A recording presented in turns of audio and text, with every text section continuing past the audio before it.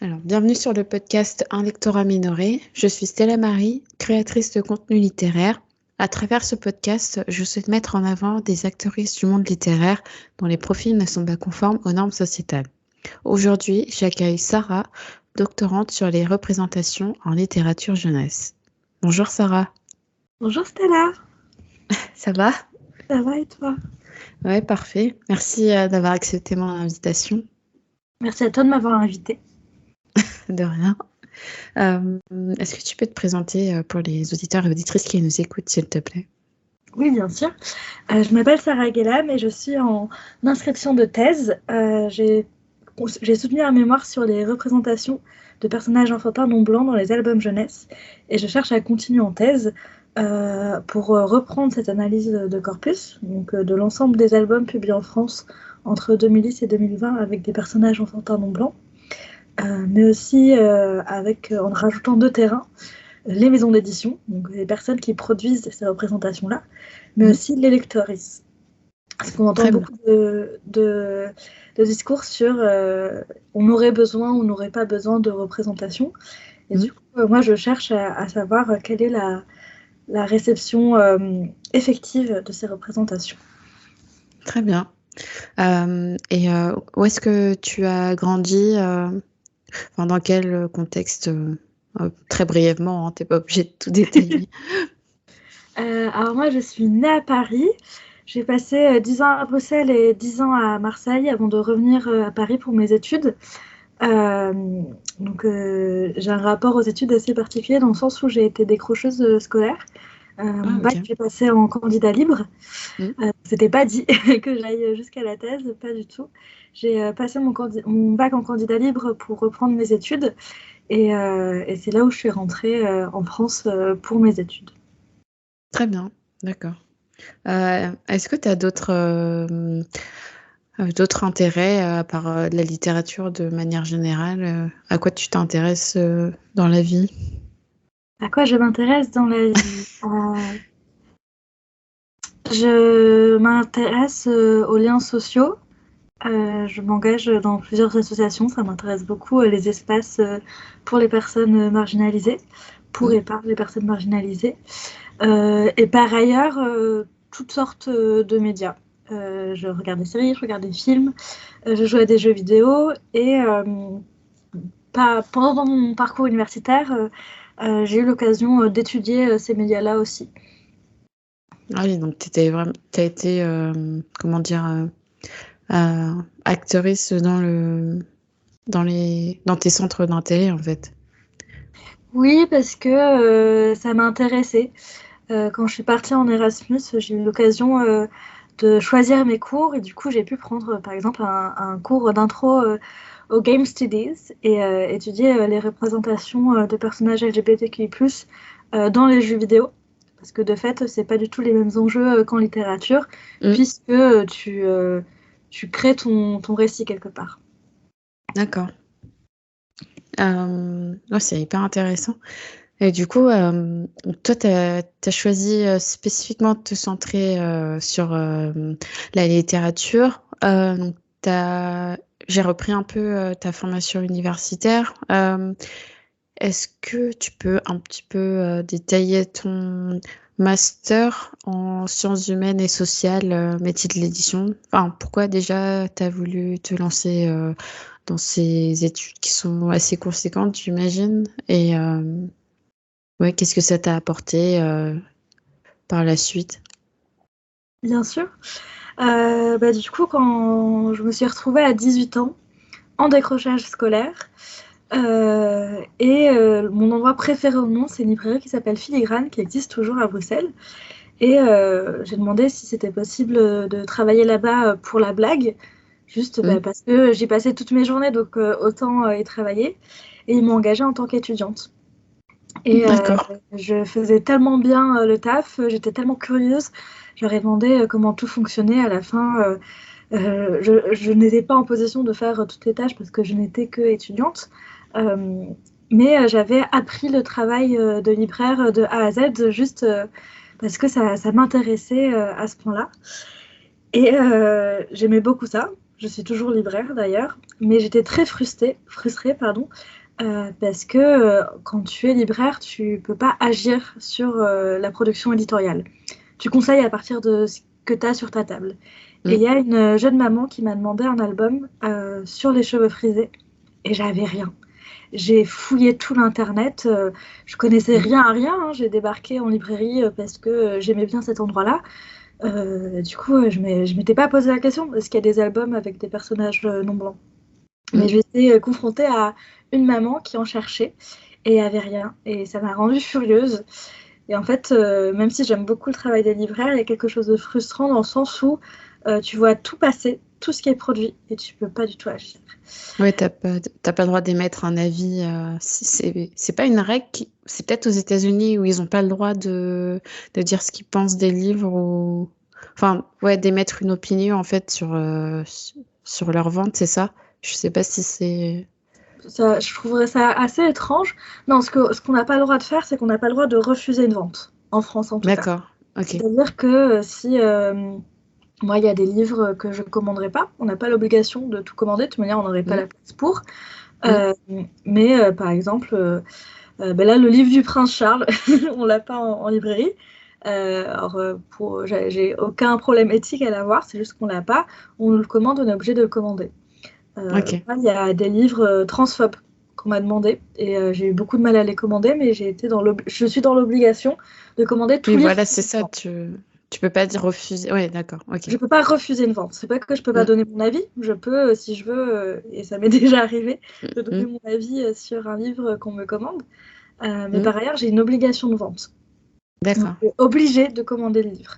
Même si c'est quelque chose de raciste, même si c'est quelque chose d'antisémite, même si c'est quelque chose de transphobe, je suis obligée de le commander à la cliente ou au client. Ok.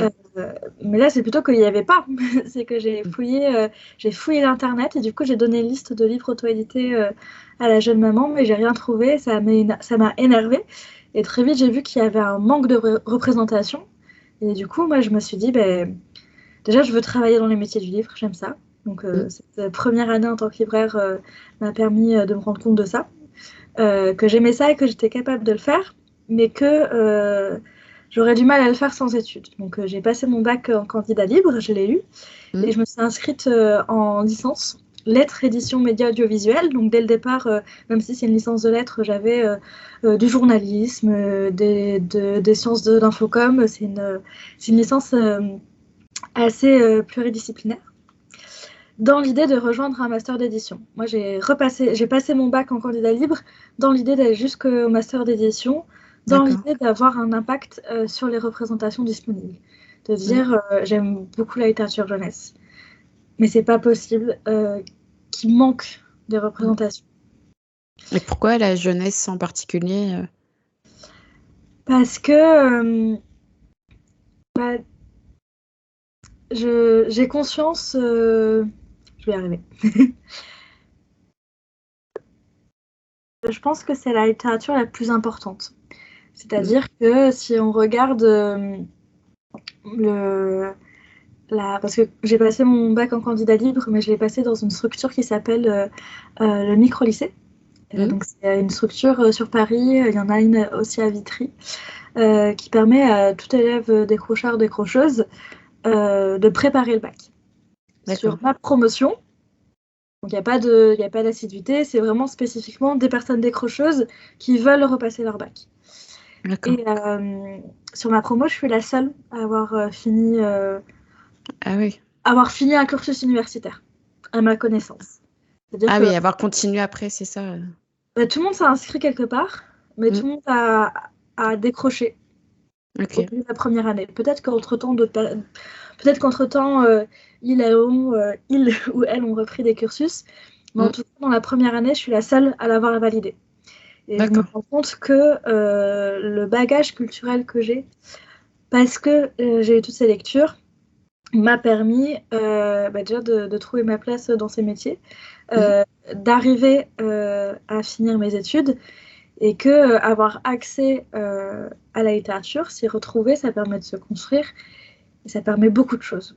Donc pourquoi la littérature jeunesse? Parce que honnêtement, moi c'est ce qui m'a permis d'être où j'en suis aujourd'hui. J'aurais pas eu toutes ces connaissances littéraires-là. J'aurais pas trouvé ce travail en librairie. J'aurais pas repris mes études. Mes études, je les ai financées en travaillant en librairie.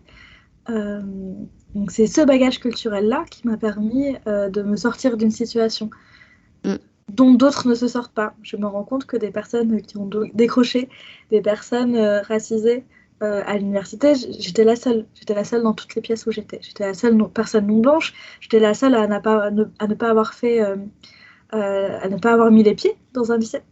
Donc j'ai toujours été la seule. Et je me rends compte que c'est grâce à ce bagage-là que j'ai pu réussir à m'en sortir. Et du coup que c'est très important. Et que ça a forcément des conséquences d'être complètement absent d'une littérature qui est censée être pour toi. La littérature jeunesse, c'est la seule littérature qui est adressée à un public, en l'occurrence les enfants. Et ça a forcément des conséquences que toute une partie de la population n'y soit pas représentée. Oui, bah, tout ça. Enfin, de toute façon, on le voit même. Ok.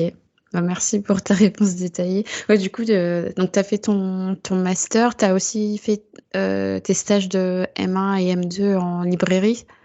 Alors non, j'ai fait ma licence, donc j'ai fini ma licence à Paris-Sorbonne. J'ai fait un premier stage à la fin de ma L2 au Rouergue.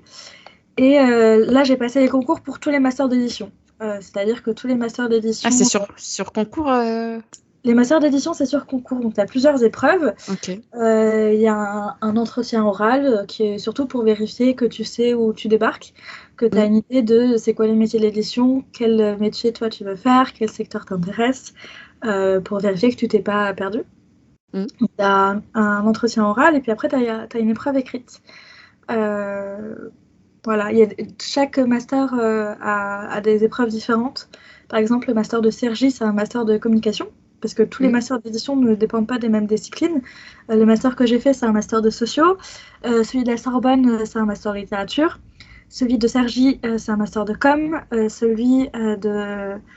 Il y en a à Marne-la-Vallée aussi, non? Marne-la-Vallée, je ne connais pas, mais Villetaneuse, c'est aussi Infocom. D'accord. Selon les disciplines, les cours théoriques qu'on a ne sont pas les mêmes et les épreuves ne sont pas forcément orientées de la même façon. Par exemple, on nous avait demandé de faire des posts sur les réseaux sociaux. Donc j'ai fait tous ces concours-là. J'ai choisi d'aller à Paris-Nanterre justement parce que c'était un master de sociaux et que j'hésitais à l'époque entre faire directement un master professionnel ou peut-être faire un master de recherche parce que je sentais que ça m'intéressait et j'avais été acceptée à Paris 8 dans un master de sociaux. Donc pour moi, c'était un bon compromis pour me former au métier que je voulais faire, mais en me permettant, en attendant, de faire un mémoire de sociaux. Donc j'ai fait ce master-là. J'ai obtenu directement une alternance dans une maison d'édition jeunesse qui s'appelle Talent Haut. Ça s'est mal passé. À la fin de la période d'essai, elles ont cessé notre collaboration. Et là, j'avais obtenu un stage chez Gauthier Langros, mais ça a été le confinement.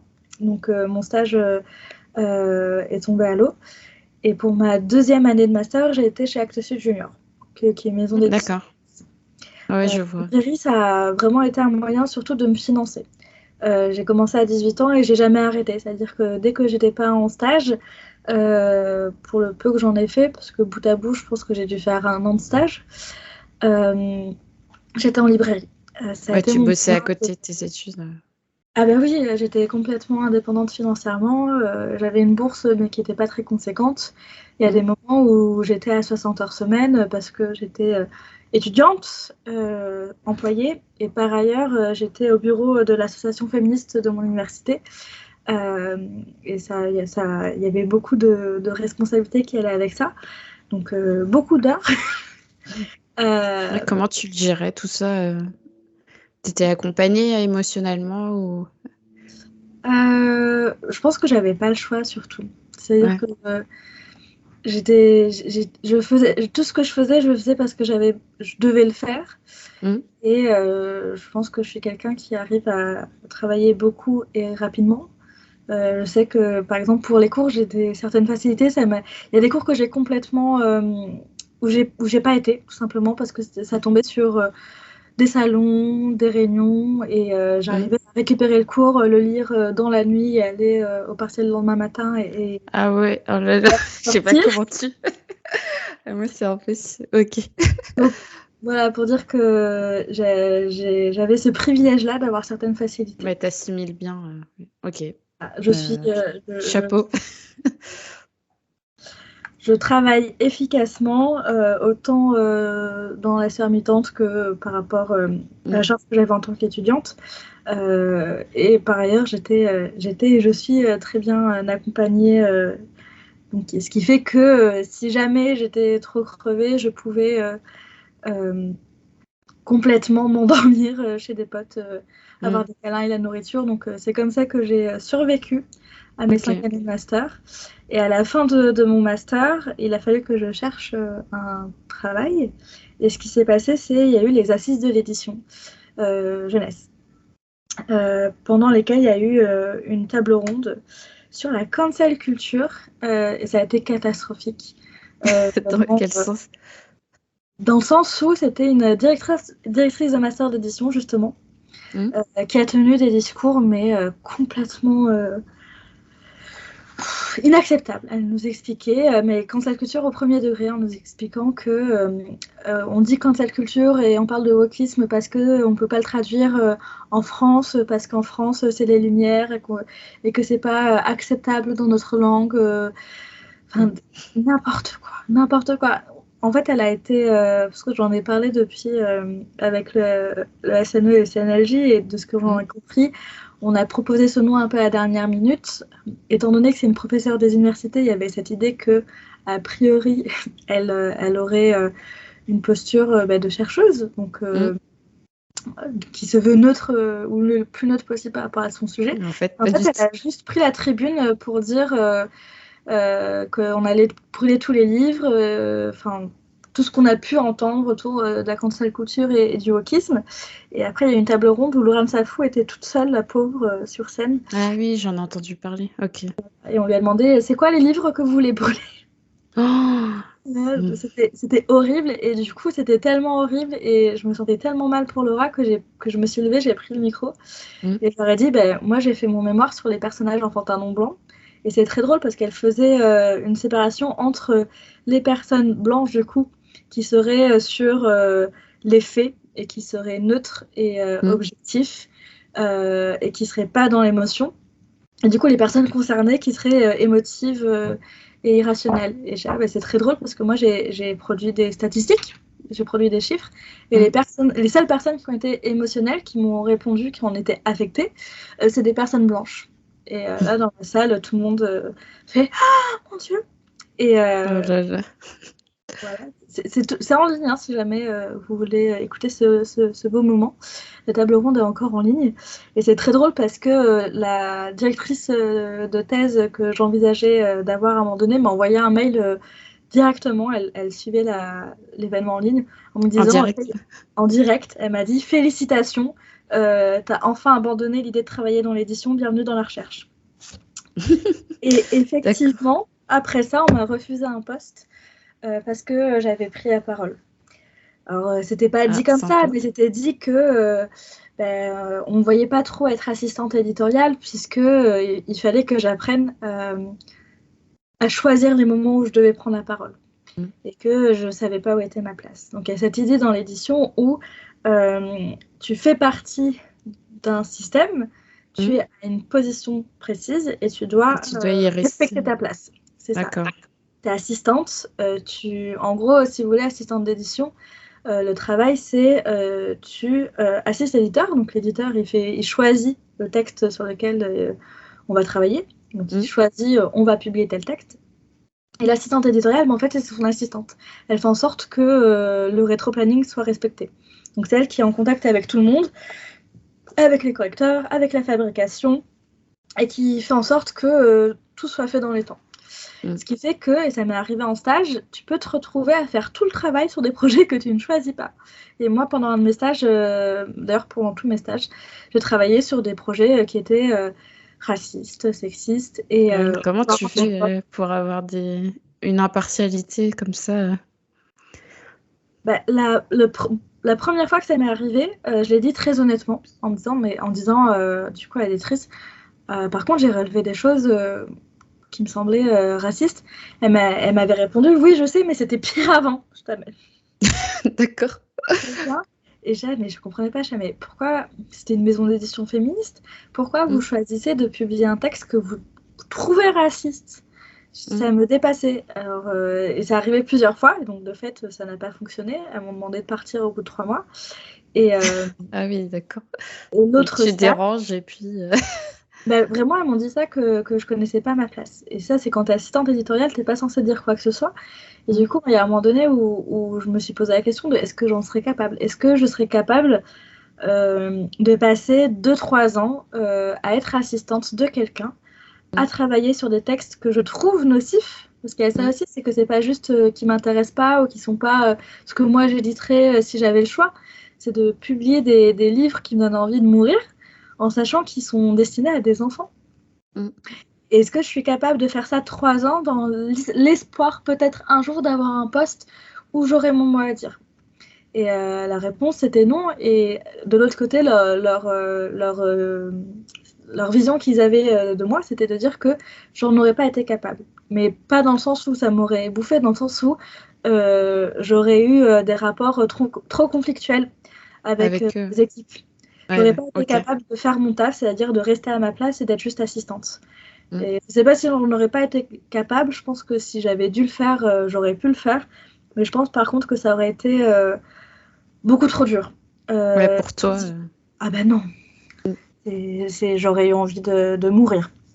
Donc, et c'est à ce moment-là que parce que mon mémoire, c'est une actualisation d'une étude qui a déjà été faite par Véronique Francis, qui, elle, a analysé l'ensemble de la production d'albums entre 1980 et 2010. Et quand elle a entendu parler de mon mémoire, elle m'a demandé si elle pouvait me suivre en thèse. C'est-à-dire qu'elle est partie du principe que je continuerais en thèse. Et je me suis rendu compte que si je prenais un poste en édition, je ne serais pas dans une position où je pourrais agir dans l'intérêt de ma communauté. Par contre, il y a plein de chiffres qui n'existent pas. C'est-à-dire qu'aujourd'hui, les seuls chiffres sur la représentation raciale en littérature jeunesse, c'est les miens. Oui, c'est interdit, c'est ça en France, les statistiques ethniques. Du coup, tu peux pas forcément. C'est compliqué de trouver des informations. Alors moi, c'est pas moi, c'est pas des statistiques ethniques. D'accord. Les statistiques ethniques, alors, elles sont pas illégales. Elles sont très régulées. D'accord. C'est un peu plus compliqué que ça, mais en soi, les statistiques ethniques, c'est à propos de personnes réelles. Ah, ok, d'accord. Donc moi, tu peux le faire sur les livres. Oui, sur des personnages, c'est pas des statistiques ethniques. Ok. Là où tu dois respecter la loi, c'est quand tu fais des statistiques sur les gens. Sur les livres, il n'y a pas de souci. C'est juste que ça n'avait jamais été fait. Il y a eu des statistiques, il y a une étude qui s'appelle Attention Album qui a été faite à la fin des années 90, qui était encore la référence pour les représentations genrées dans les albums. Et pour les représentations raciales, il n'y avait rien. Il y avait l'étude de Véronique Francis et de Nathalie Thierry, du coup, qui date de 2015, qui est un article. Et c'est tout. Voilà. Et donc, mon mémoire est encore utilisé. Laura, très souvent, Laurent Safou, dès qu'elle fait des rencontres ou des conférences, elle me demande est-ce qu'il y a des chiffres sur ça, ça, ça, ça, ça. Et c'est vrai qu'on manque de beaucoup d'informations parce que c'est compliqué de travailler sur les questions raciales en France. Donc j'ai vu à la fois un besoin de la part des acteurs et actrices du livre, de dire mais en fait, nous on a besoin d'avoir des données concrètes sur les représentations existantes et sur les représentations manquantes. Et par ailleurs, sur le plan intellectuel, je me suis rendu compte qu'il y avait des grandes questions auxquelles il fallait encore répondre et que il y a quelque chose parce que je suis encore en train d'essayer de m'inscrire. Si j'arrive à m'inscrire en thèse, c'est ce que j'allais te demander. Ce serait la première thèse sur mon sujet. Et c'est rare, mais pour dire que il y a tellement peu de travaux sur les questions raciales qu'on se retrouve à être les premiers, les premières. Et donc il y a un besoin, autant d'un point de vue de la recherche que d'un point de vue professionnel. Si on revient à moi, libraire dans mon rayon, en fait, pour faire en sorte qu'il y ait plus de représentation, c'est nécessaire qu'on ait une idée de quelles sont les représentations existantes. Pour que les éditeurs et éditrices ne puissent plus dire ah, je me rendais pas compte. Ouais, Maintenant, c'est on s'en ça. rend compte. Il y a des chiffres. Pour Mm. toute maison d'édition jeunesse, je peux vous dire combien il y a d'albums avec des personnages enfantins non blancs, et eux le savent aussi parce qu'ils ont reçu mon mémoire. Donc on Ah peut ouais, d'accord. Ok. les maisons d'édition jeunesse étant dans mon corpus, donc ayant au moins un album avec un Mm. personnage non blanc, enfantin non blanc, ont reçu mon mémoire. Donc l'intérêt, c'est un peu de se dire que on peut plus faire semblant de pas savoir. Ouais, c'est ça, il n'y a pas d'excuse. Et du coup, qu'est-ce qui te freine dans l'inscription de ta thèse que tu disais que tu étais en train de t'inscrire? Le problème, c'est de trouver quelqu'un pour me diriger. Je disais que c'est compliqué de travailler sur les questions raciales en France. Mm. C'est à tous les niveaux. Du coup, ce qui fait qu'il y a très peu de personnes pour nous encadrer. C'est-à-dire que là, j'ai contacté à peu près l'ensemble des personnes travaillant sur les questions raciales en France. Et elles sont soit en burn-out, soit elles ne sont pas persuadées de rester dans l'université vu son état actuel et veulent partir. Ah oui, d'accord, c'est compliqué. Ou alors, ils ou elles sont dans des laboratoires où ils ou elles subissent tellement de violences racistes qu'ils ou elles ne veulent pas ramener une doctorante là-dedans. Donc, parce que les conditions, alors pour faire la recherche globalement, sont horribles, mais pour faire la recherche sur les questions raciales encore plus, c'est compliqué d'être inscrite.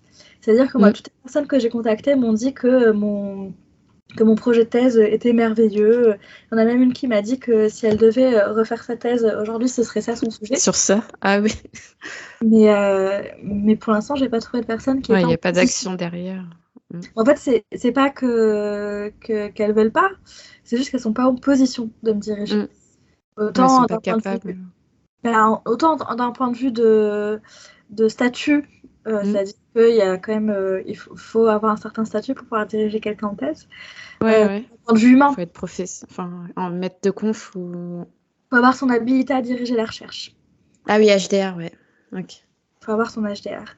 Ce que tout le monde n'a pas, ce que peu de personnes ont, notamment parce que la plupart des personnes ayant soutenu leur thèse sur les questions raciales, c'était il y a encore pas si longtemps. Donc c'est compliqué d'être dirigé sur les questions raciales. D'accord. Ouais, c'est vrai que moi, j'ai un peu là, un parcours académique, mais plus côté scientifique. Du coup, ouais, je m'imaginais pas que c'était aussi difficile de s'inscrire en thèse en littérature.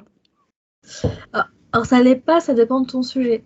Parce qu'en réalité, à partir du moment où tu as un directeur ou une directrice de thèse qui veut bien de toi, c'est très facile de t'inscrire. Alors c'est moins facile d'avoir un financement, ça c'est une autre histoire. Mais parce qu'il n'y a personne qui travaille sur mon sujet, parce que ce serait la première thèse sur le sujet, c'est très compliqué de trouver. Ouais, c'est compliqué quand tu... Mais j'ai l'impression que c'est... Enfin, même, je vais un peu shifter, mais même au sein de la communauté littéraire, c'est un peu compliqué d'avoir des exemples, tu vois, en tant que personne racisée ou non blanche. Quand tu commences enfin, là, je parle par exemple même de créatrices de contenu ou même d'autrices ou d'auteurisses qui sont éditées. Enfin, t'as cité Laurent Safo, mais à part elle, j'en connais pas énormément, tu vois, en littérature qui sont éditées en maison d'édition. Alors, pas forcément dans la jeunesse, mais... C'est une partie de mon mémoire d'ailleurs. Je reviens sur la réédition de Comme un million de papillons noirs, où je dis que cet album il a été refusé par l'entièreté du secteur éditorial jeunesse et qu'il a fini par trouver sa place dans une collection qui en réalité était jusque-là une collection de sciences humaines et sociales. Pour dire que le secteur dans son entièreté était incapable de porter ce livre-là. Et que la représentation que nous offre cet album-là, elle est absente de ce secteur-là. Donc pour dire que c'est pas juste cet album qui a été refusé, le fait qu'il a été refusé montre que ce secteur est incapable de produire ces représentations. Et effectivement, et je pense que tu le ressens à ton niveau, on manque d'exemples. Moi, j'en avais parlé avec Delphine, que tu as reçue dans ton podcast, qui était la directrice de collection de Young Novels, et qui disait pendant une rencontre que par plein d'aspects, elle était la première. Elle était la première directrice de collection de romans jeunesse racisés. Elle était la première à publier ce type de roman en France. Et du coup, tu te retrouves à avancer à l'aveugle parce que tu es la première à le faire. Donc c'est beaucoup de responsabilités parce que tu sais que si toi tu te plantes, moi il y a un peu de ça, c'est que si je fais une thèse qui a trop de défauts, ça va me desservir moi, mais ça va me desservir, ça va desservir toutes les personnes qui auraient besoin de l'utiliser et ça va desservir toutes les personnes qui vont donc travailler sur le même sujet. Là, j'ai déjà des étudiantes de master qui demandent, qui me contactent et qui travaillent sur un sujet similaire parce que j'ai soutenu ce mémoire-là qui était un des premiers sur ce sujet-là. Parce qu'il y a eu d'autres mémoires sur les questions raciales en littérature jeunesse de façon plus globale. Sur les albums spécifiquement, j'étais le premier. Mais parce que j'ai pu soutenir mon mémoire, d'autres personnes ont pu se baser dessus pour continuer à travailler sur ces questions-là. Effectivement, quand tu es la première, il y a beaucoup d'enjeux et peu d'exemples. Ouais. J'espère que ça va évoluer. Je sais pas comment toi tu le vois. Mais d'ailleurs, quels sont les moyens à ta disposition du coup pour réaliser ta thèse si jamais tu es amené à être co-dirigé? Je parle de moyens financiers. Je parle en termes de comment dire de bibliographie. Enfin, comment tu t'organises en gros pour effectuer ta thèse, tout simplement. D'accord. Alors, mon projet de thèse est déjà construit, parce que du coup, j'avais une co-direction. J'ai même passé des concours pour avoir une bourse doctorale. Donc j'ai un projet de thèse qui est construit. J'ai choisi finalement de ne pas me représenter, parce que je n'ai pas eu ce financement, j'ai été sur liste d'attente. J'ai choisi de ne pas me représenter parce qu'en fait, quand tu as un financement, quand tu as une bourse doctorale, tu es comme fonctionnaire, ce qui fait que tu ne peux pas avoir d'autres activités. Sauf que je suis directrice de collection chez la maison d'édition de Compas pour du Bar. Je fais des rencontres, j'ai des projets éditoriaux avec des maisons d'édition jeunesse. Je dispense des formations sur les représentations en littérature jeunesse. Et pour moi, ça fait partie de mon projet de recherche. C'est-à-dire que je ne m'imaginerais pas faire ma recherche autrement que depuis le terrain. Sauf que quand tu es fonctionnaire, tu peux pas avoir d'autres activités. Ouais, c'est intéressant. Sauf dérogation, non? Alors, si tu as l'autorisation de ton employeur. Non, ça marche pas comme ça. Ça, c'est dans le privé. Quand tu es fonctionnaire, ça dépend de ton statut. Mais en l'occurrence, la bourse doctorale, c'est 30 jours par an, il me semble. Ok. Je me souviens un peu du chiffre exact, mais c'est quantifié. D'accord. Tu as X jours par an que tu peux accorder à autre chose que ta thèse. Et c'est uniquement des activités validées, qui sont la valorisation de ta recherche, la communication, et qui ne sont pas du tout, du coup, mes activités. Ce qui fait que si j'avais été financée, j'aurais dû renoncer à tout, ce que je ne voulais pas. D'accord. Donc, pas de financement pour moi. Et du coup, retour à la librairie. Je travaille 27 heures semaine dans une librairie près de chez moi, ce qui me laisse 4 jours semaine pour travailler sur ma thèse. Okay. Pour laquelle je ne suis pas inscrite. Donc, si thèse il y aura, ce sera pour septembre 2023. Très bien. Mais tu rédiges quand même, même si même si tu fais pas de thèse, tu rédigeras quand même un manuscrit pour toi ou parce que non. Ok. Non, parce que ça, là par exemple, c'est en fait la maison d'édition de Compas pour du Bar qui m'a proposé d'écrire un essai à partir de mon mémoire, et j'aurais proposé toute une collection.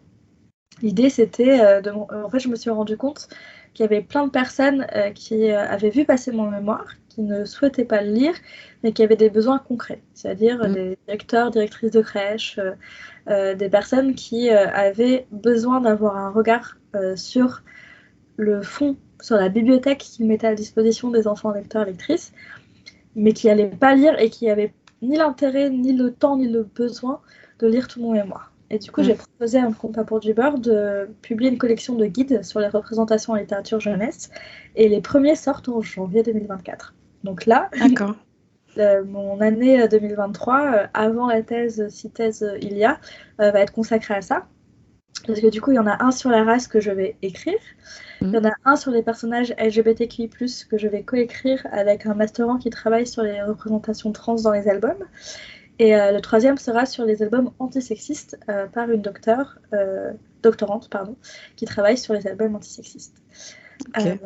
Donc ça va être mon occupation.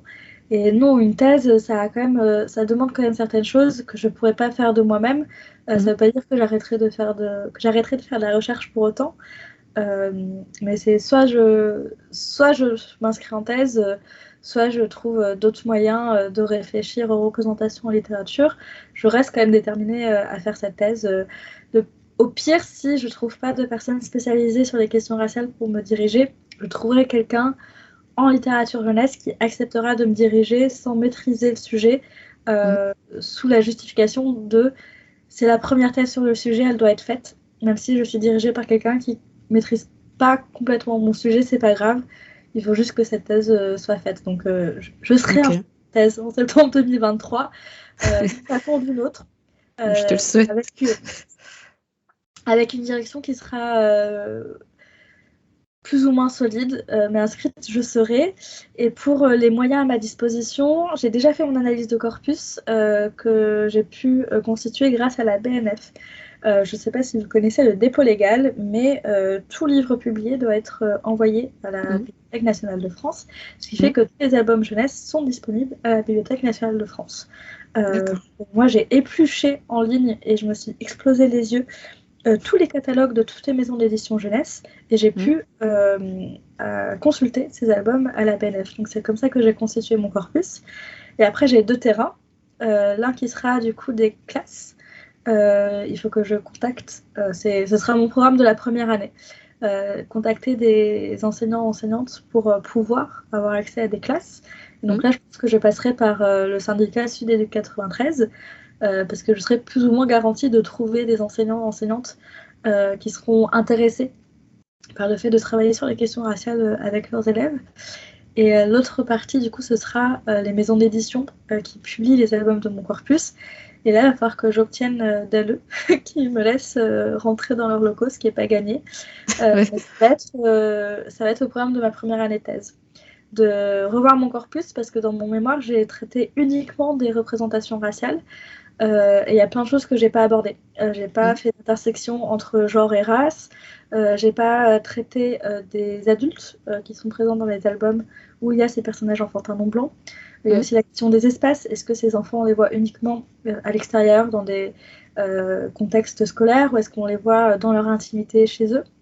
Donc il y a plein de choses que je n'ai pas pu aborder dans mon mémoire, dans cette analyse de corpus, que j'aimerais pouvoir prendre le temps de faire dans cette thèse. Donc je vais reprendre cette analyse de corpus-là. Donc voilà, la première année, ce sera trouver des maisons d'édition qui veulent bien que j'aille les voir, trouver des classes et reprendre ma grille d'analyse. Et après, il va falloir que je fasse tout ça. Mais les moyens que je veux avoir, c'est le soutien des professionnels du livre et de l'enfance et mon salaire. C'est grâce à mon travail en librairie. En librairie, ok. Bon, mais c'est déjà, t'as déjà une belle, une vision, de ce qui est à ta portée. Du coup, comme tu as fait déjà 5 ans d'études, quels ont été les aspects positifs et négatifs de ton parcours universitaire, sachant que tu as dû travailler à côté, que tu as été... Bon, tu les as un petit peu mentionnés quand même avant, mais à quoi tu t'es confrontée durant ton parcours? Parce que j'ai été élevée par un papa blanc, j'ai pas été préparée aux violences racistes que je pourrais subir. Et par ailleurs, le racisme qu'on voit en France, c'est pas du tout le même qu'on voit en Belgique. D'accord. C'est-à-dire qu'en Belgique, être arabe, ça n'existe pas. Parce qu'il y a tellement de... Enfin, moi, j'ai grandi à Saint-Josse, où il y a une communauté turque très importante. Et du coup, il y avait un quartier turc, il y avait un quartier marocain, il y avait un quartier algérien. Et du coup, arabe, c'est pas quelque chose qui existait. J'étais perçue comme française en Belgique. D'accord. Plus qu'autre chose, parce que j'avais pas l'accent belge et parce que j'avais pas le vocabulaire et parce que j'avais pas les références. Donc, T'étais dans la partie Wallonie, c'est ça? j'étais à Bruxelles. J'étais à Bruxelles Bruxelles, même. oui. Ok. Et du coup, j'étais la française, j'étais perçue comme française. Et même si j'avais pas été perçue comme française, j'aurais été perçue comme algérienne. Mais l'identité sociale de race arabe n'existe pas. Ok. Du coup, quand je suis arrivée en France, j'ai découvert que j'étais arabe parce que j'étais arabe dans les yeux des Français blancs que je côtoyais. Donc, en licence, ça allait parce qu'on était tellement nombreux que sur les 400 étudiants, j'ai trouvé mon petit groupe avec qui je suis restée amie. Et parce que du coup, j'avais des amitiés très fortes, je pouvais plus ou moins ignorer que j'étais la seule personne racisée de la salle. Et parce que du coup, j'étais dans une association étudiante féministe, j'avais quand même un gros soutien. Je restais la seule personne blanche de toutes ces salles, mais j'étais entourée et parce que j'étais engagée, j'avais un rapport privilégié avec les enseignants-enseignantes. Je ne sais pas si vous avez vu passer ça, mais il y avait eu toute l'affaire des suppliantes. Il y a eu une pièce de théâtre en Sorbonne qui voulait utiliser des blackface. Ah Et non, j'ai pas vu passer. c'était en 2018.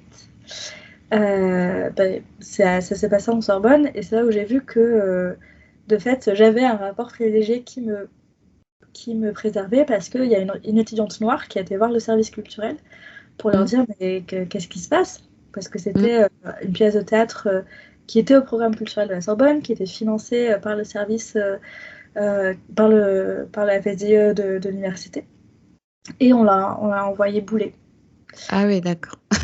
Et du coup, là, j'aurais pu, moi, parce que je présidais dans cette commission-là, parce que j'avais un rapport privilégié, obtenir gain de cause en fonctionnant dans le système. Sauf Mm. que, moi, ce que j'ai vu, c'est que parce que moi, j'étais membre du bureau d'une association, parce que moi, on me connaissait, parce que moi, on me respectait, on me voyait plus comme une étudiante racisée. J'étais Sarah Gellam, membre du bureau de l'association Bédule. Mm. Et du coup, ça m'allait pas du tout. Et j'ai contacté l'étudiante en question et du coup on a appelé à un boycott publiquement. Et après ça a fait boule de neige. Le doyen a fait un communiqué public. Le ministre de l'ECR, la ministre de l'ECR, ministre de l'Éducation nationale, tout le monde a publié des communiqués à la con. Tout ça pour dire que en licence, j'étais protégée par ce statut-là. Pour autant, j'étais dans une université blanche coloniale et j'en avais bien conscience. Puis après, je suis arrivée en master et là, on n'était plus que 15. Et on n'était plus que 15 et j'ai vu, mais dès le premier jour, que c'était en fait, c'était que des filles blanches, Mm. bourgeoises, et qui n'avaient pas du tout les mêmes réalités que moi. Oui, C'est ok. J'imagine. c'est plus je suis montée, plus Mm. j'étais la seule et plus je voyais les grosses différences en termes de capital social et économique. Mm. Et en master, ça a été très compliqué. Et en master, j'ai commencé par contre à vivre des violences racistes. C'est-à-dire que j'avais une directrice de master qui m'en a fait baver. Ok. Elle a essayé de me faire virer du master, elle a essayé de me refuser des stages. Et à la fin de mon master, alors que j'allais m'échapper, elle a fait en sorte de siéger à mon jury Oh, de oh, mémoire. Et elle ok. m'a saquée, elle m'a mis une note assez ridicule. Mm. Et je le sais parce que moi, j'avais demandé à ce que ce soit quelqu'un d'autre qui siège à mon jury. Et on m'a dit qu'il n'était pas disponible. Et quelques temps après, il m'a envoyé un mail en me disant qu'il n'avait pas compris pourquoi je n'avais pas demandé à ce qu'il fasse partie de mon jury, mais qu'il en était très triste. Et du coup, ils ont... Ah oui, ils l'ont écarté. C'est ça, il n'a jamais été contacté. La directrice du master s'est positionnée dans mon jury et il m'a mis une note trop basse pour que je puisse m'inscrire, en tout cas dans certaines universités parisiennes en doctorat, pour bien s'assurer que je ne puisse pas rester. Voilà, donc j'ai subi des violences racistes dans ce master-là. Et pareil, c'est que moi, tous les ans, à un moment donné sur Twitter, j'ai marqué si vous cherchez à vous. Si vous vous posez des questions sur quelle filière choisir, moi j'ai fait telle licence, tel master, n'hésitez pas à me contacter. Donc tous les ans, je reçois des messages d'étudiants, d'étudiantes qui veulent s'inscrire en master d'édition. Et tous les ans, j'ai des étudiantes voilées qui m'expliquent qu'elles ont subi la discrimination. Et en fait, je me rends bien compte que moi, parce que je travaille en librairie depuis que j'ai 18 ans, le secteur des métiers du livre est un secteur que je connais bien, dont je maîtrise les codes. Et du coup, j'ai pu, pendant l'entretien en tout cas, donner le change, montrer que je n'étais pas, montrer que je maîtrisais assez bien les codes pour ne pas être traitée comme une arabe. C'est-à-dire que pendant les 20 minutes de l'oral, je me suis comportée d'une telle sorte que je n'ai pas été vue comme. Parce que j'étais à ce point professionnelle, parce que je maîtrisais à ce point tout T'es ce qui était rentrée dans nécessaire. leur jeu. En fait, je me suis complètement assimilée. Sauf que voilà, c'est pas parce que j'entends parfois non mais ils sont pas racistes, regarde, il y a une personne. Mais c'est pas parce qu'une personne réussit à rentrer que ça veut pas dire qu'il n'y a pas de discrimination. Moi je sais que j'ai réussi à rentrer parce que j'avais un certain capital culturel, parce que j'avais certains codes, et de fait une fois que je suis rentrée, je m'en suis quand même pris plein la tronche. Donc moi à chaque fois qu'on me demande est-ce que je devrais, je pose la question de si tu veux, moi je peux te dire comment passer l'entretien. Mais ça va pas t'empêcher de subir des violences racistes à l'intérieur. Et puis après, tu vas te retrouver dans un secteur qui est complètement blanc. Pose-toi la question de qu'est-ce que tu veux. Est-ce que tu as vraiment envie de subir ça pour atteindre ton... Est-ce que ça le jeu en vaut la chandelle, quoi? Puis surtout, c'est quoi ton jeu? Parce que si ton but, c'est de révolutionner l'édition, essaye même pas, tu ne le feras pas. Est-ce que ton but, c'est juste de participer à la machine et peu importe qu'est-ce que tu dois faire à ton niveau dans cette machine?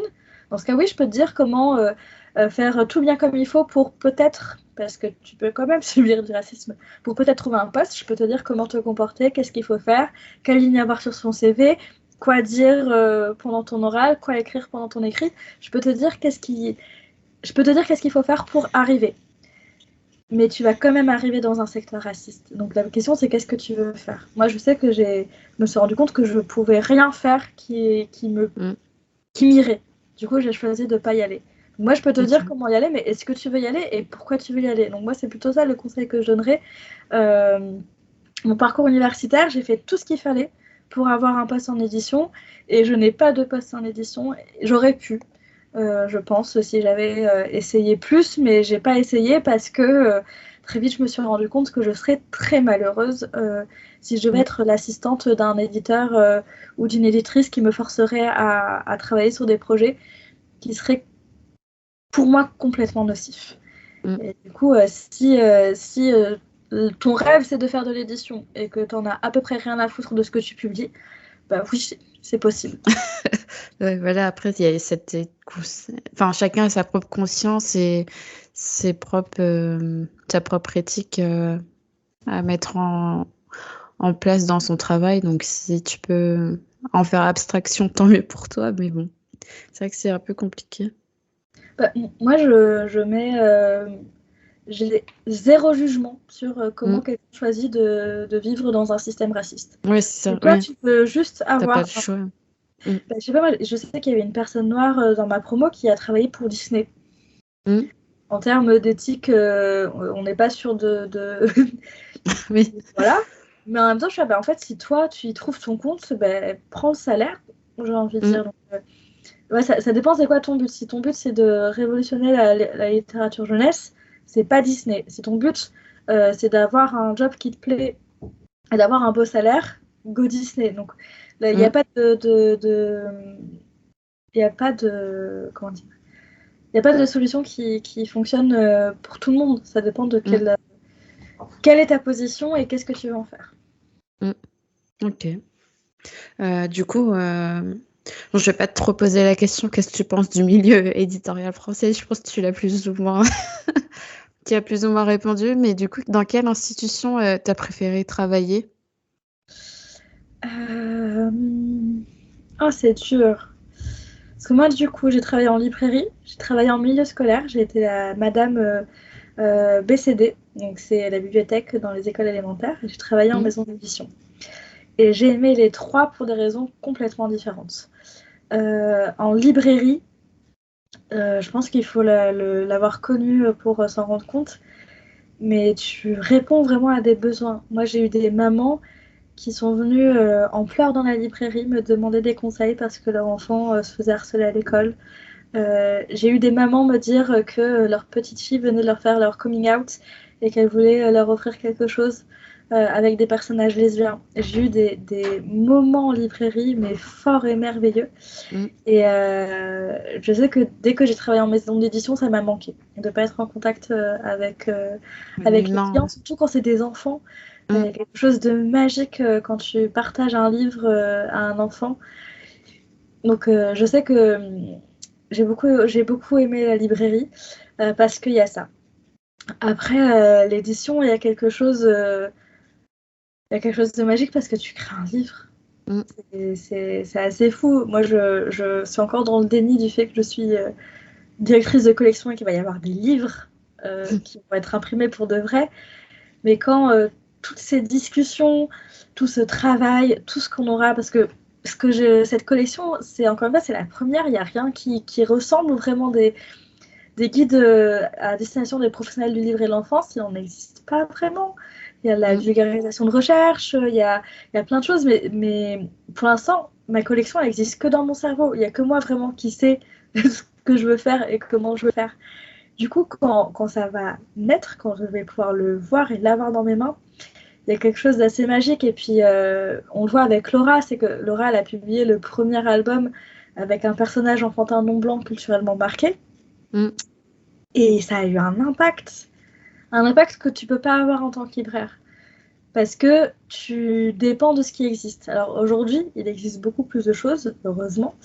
Euh, Parce qu'il y a des maisons comme Compas pour du beurre, comme Chat Publishing, qui publient des représentations qui manquaient jusqu'ici. Mais voilà, quand tu es libraire, tu dépends de ce qui existe.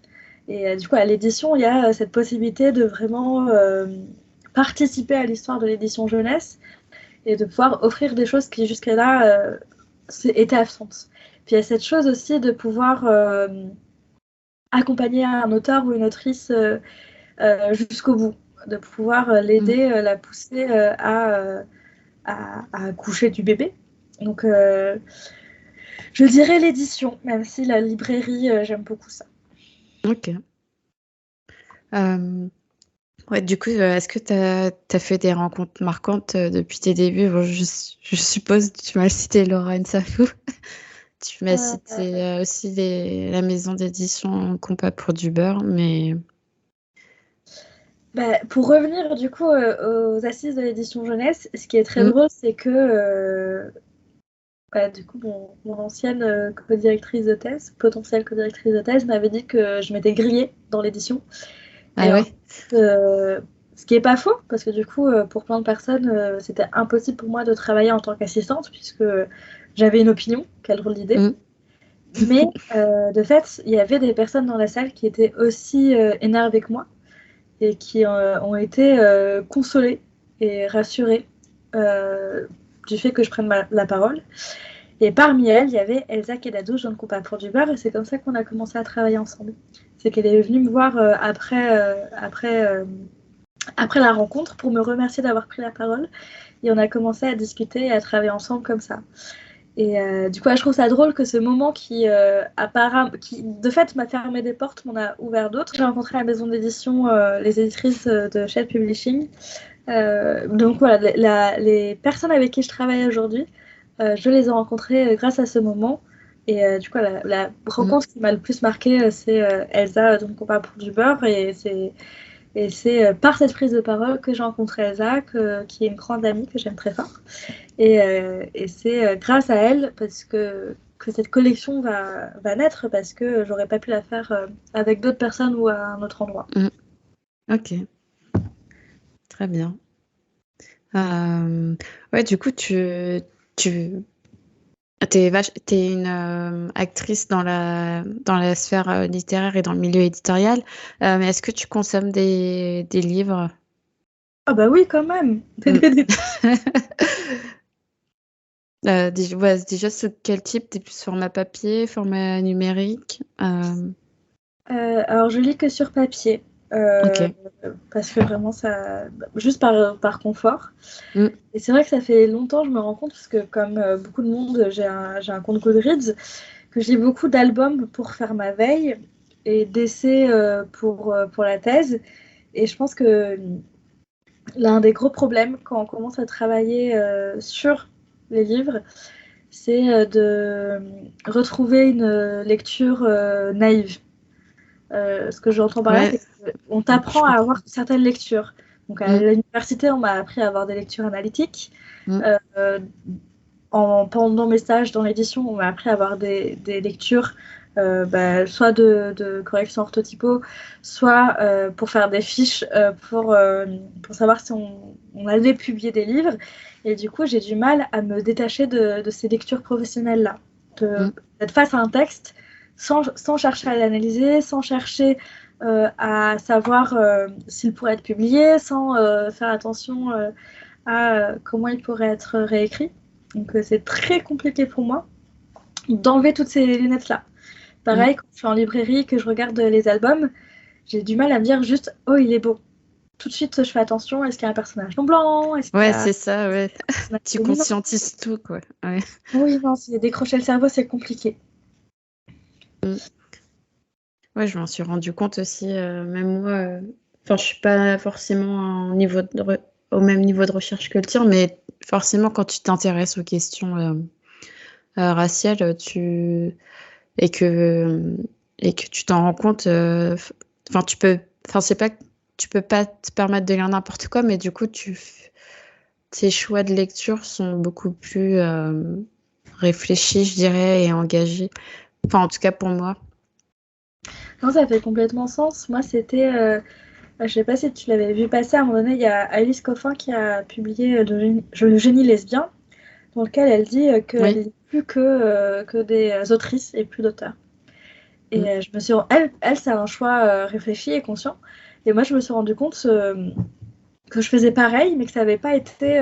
Je me suis pas levée un matin en disant à partir de maintenant, je lirai que des meufs. Oui, C'est c'est juste ça. que de fait, j'ai un tel regard et une telle attention Mm. à qui écrit, depuis quelle position et sur quoi, que C'est de ça, fait, ouais. ça a éliminé les auteurs masculins et que ça faisait un bail que je disais plus que des meufs.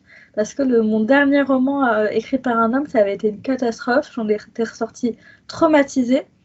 Et du coup, après ça, j'ai fait très attention et je me suis rendu compte que faire très attention, ça avait fini par éliminer complètement les auteurs masculins. Mm. Euh, Ce qui n'est pas grave parce que j'ai du retard à rattraper du côté des autrices. Mais, euh, mais oui, de fait, c'est très compliqué de complètement lâcher prise. Pareil, parce que je travaille en librairie, je connais le secteur éditorial. Donc pour moi, un Mm. livre, c'est jamais juste un livre. C'est un livre qui a été publié par une certaine maison d'édition. Oui, voilà, tu fais Que le attention à fait, tu disais, tu fais attention à qui le publie, c'est ça? Enfin, quelle maison d'édition? or c'est pas tant que je vais boycotter des maisons, c'est plutôt Mm. que le fait que ce soit une certaine maison d'édition avec une certaine ligne éditoriale qui Mm. publie, ça dit quelque chose déjà du livre. C'est-à-dire que je vais Oui. pas juste prendre le livre pour ce qu'il est, Mm. encore moins un texte pour ce qu'il est. Le fait qu'il soit édité dans une certaine maison d'édition, pour moi, ça va vouloir dire quelque chose sur les livres. Euh, et du coup, je vais directement, sans même avoir commencé à avoir, ne serait-ce que lu la quatrième, euh, avoir des a priori. C'est-à-dire Mm. que je vais situer ce livre sur le secteur éditorial. Donc si ce livre est publié par telle maison d'édition qui a déjà publié tel et tel et tel et tel roman, pour moi ça veut potentiellement dire que ce roman va avoir des traits similaires. Ce Mm. qui est parfois vrai, parfois faux. Mais du coup, c'est très compliqué pour moi d'arriver face à un livre de façon complètement naïve. Forcément, directement, il va y avoir... Pareil, ouais. Je te comprends là-dessus. Et du coup, est-ce que tu peux me citer une lecture marquante que tu as eue dernièrement? Alors, c'est pas dernièrement, mais je pense qu'il y a 2 livres qui m'ont marqué en littérature jeunesse. Attends, il faut que je te retrouve le titre du deuxième.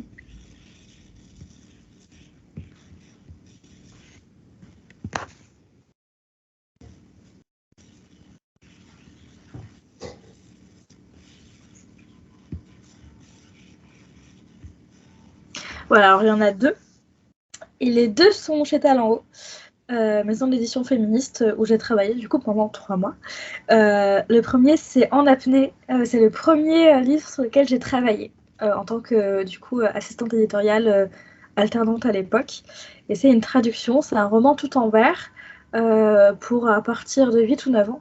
Et c'est une petite fille qui fait son coming in, c'est-à-dire qui réalise qu'elle est lesbienne.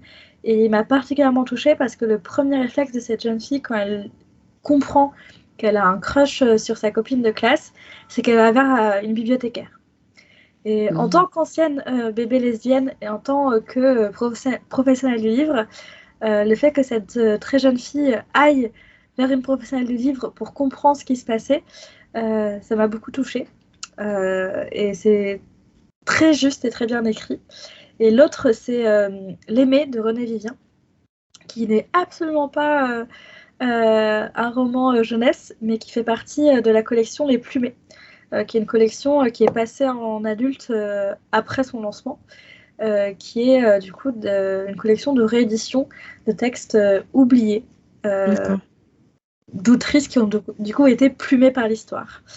Et L'Aimé de René Vivien, moi, c'est le premier texte lesbien que j'ai lu. Et vraiment, quand je l'ai lu, ça m'a frappée parce que j'ai ressenti, pour la première fois, j'ai lu un texte et je me suis dit, oui, ça ressemble à la façon que j'ai d'aimer. Et pour moi, ça a été une révolution. Donc, les 2 lectures qui m'ont marqué le plus récemment, c'est ces 2-là. Ok. Ouais, En apnée, j'en avais déjà entendu parler, mais le deuxième, je le connaissais pas. Mais parce que c'est une réédition d'un texte très classique et qui est absolument pas de littérature jeunesse en réalité, mais qui est magnifique. Ok. Sarah, on va arriver à la fin du podcast. On a tellement de trucs à dire. Je t'ai pas demandé non plus ton rôle du coup dans la maison d'édition. On ne compte pas pour du beurre. Alors, On ne combat pour du beurre, ça fait partie des maisons pour qui je suis lectrice depuis un moment. Donc c'est le cas de Shed, c'est-à-dire que très souvent, elles m'envoient leurs projets en cours, elles me demandent mon avis. Par ailleurs, du coup, je suis nouvellement directrice de collection. C'est une collection qui s'appelle J'abrite Ivoire, de guides sur les représentations en littérature jeunesse à destination des professionnels du livre et de l'enfance, mais pas que. Du coup, là, c'est les 2 casquettes que j'ai pour ne compte pas pour du beurre. Lectrice et directrice de collection. D'accord. Alors là, il y a une question que je pose à la fin du podcast. C'est quel invité tu verrais Je pense dans mon podcast? Je pense que Elsa, ce serait intéressant. Alors, c'est vrai qu'elle n'est pas que lectrice, puisqu'elle a lancé sa maison d'édition, mais elle a lancé sa maison d'édition en tant que lectrice parce qu'elle ne trouvait pas certaines représentations en littérature jeunesse. Et je pense que ce serait très intéressant de la voir. D'accord. Bah, écoute, je vais m'intéresser un peu plus. C'est vrai que je vois souvent passer les parutions, mais j'ai pas encore acheté un de leurs ouvrages, donc faut que je m'y mette. Est-ce que tu peux rappeler aux auditeurs et auditrices où est-ce qu'on peut te retrouver? Alors, j'ai un carnet de recherche qui s'appelle Genre de l'édition. J'ai une newsletter qui s'appelle À la recherche des représentations. Et j'ai un compte Twitter qui s'appelle Sarah Gay, G-H-E-Y. Très bien. Écoute, je te remercie d'avoir parlé un peu de ton parcours universitaire et professionnel. C'était hyper enrichissant. Et merci à toi de m'avoir reçue, ça m'a fait très plaisir de te parler. De rien. Je vais remercier également les auditeurs et auditrices d'avoir écouté cet épisode en lecteur amélioré. Et je vous dis à très bientôt.